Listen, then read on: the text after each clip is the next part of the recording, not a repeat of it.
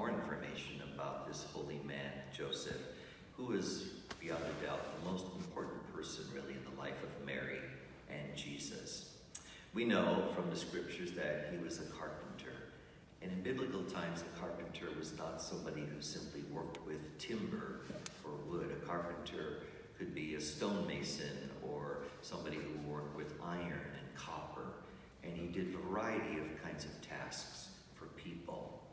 And we know that he was well known as a carpenter because when Jesus was teaching and people were kind of wondering about him, they immediately asked, "Isn't this the carpenter's son?" So they knew Joseph as the carpenter. It's unlikely that Joseph was wealthy, but probably typical socioeconomic status of his day.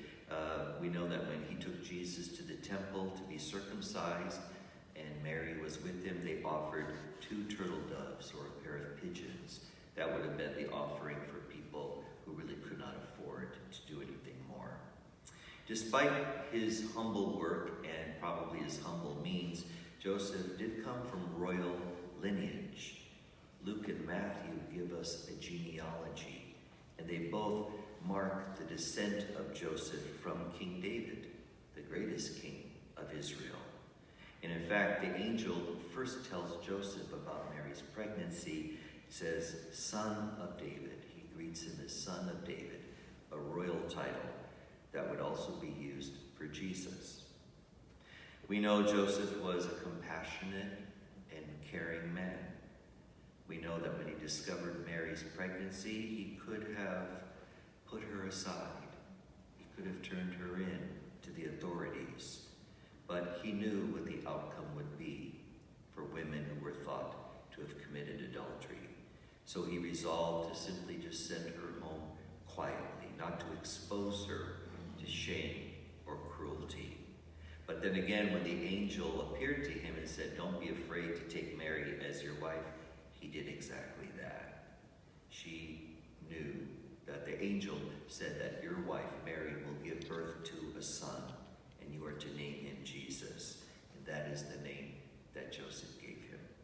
When the angel came again to tell his family in Bethlehem that he was in danger, what did Joseph do? He abandoned everything and left with his wife and child and fled to a strange country where they had to remain for some time. Without question, he returned and settled in Nazareth at the command of the angel.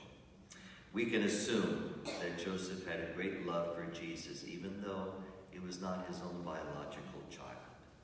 His one concern was for the safety of the child and the woman entrusted to his care. Not only did he leave his home, as we heard in Bethlehem when there was danger, but he came and settled in Nazareth, where he established his work to provide for Mary and Jesus. So we have a picture of a man who really went above and beyond the call of duty. And why did Joseph do this? Because he was a man of prayer, and he respected God.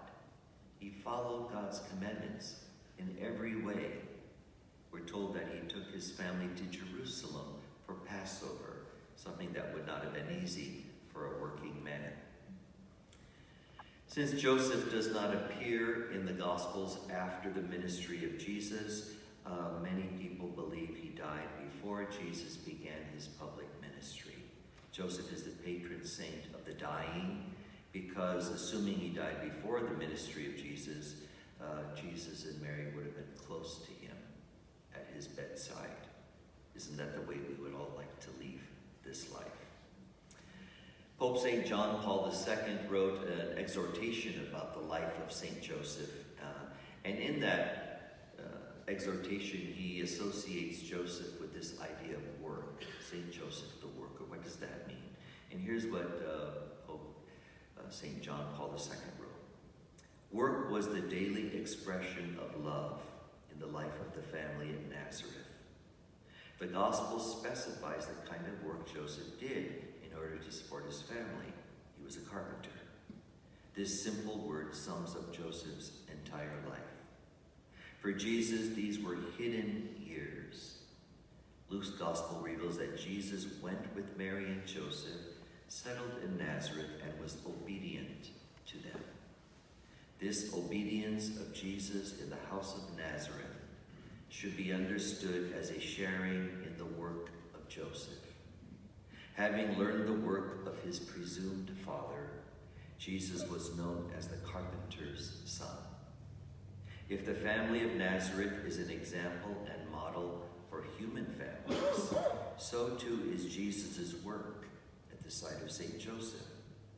From Jesus' work in the carpenter's shop, human work, and especially manual labor, receives special prominence in the gospel. In Jesus, human labor receives dignity. At the workbench, where he plied his trade together with Jesus, Joseph brought human work closer to the mystery of redemption.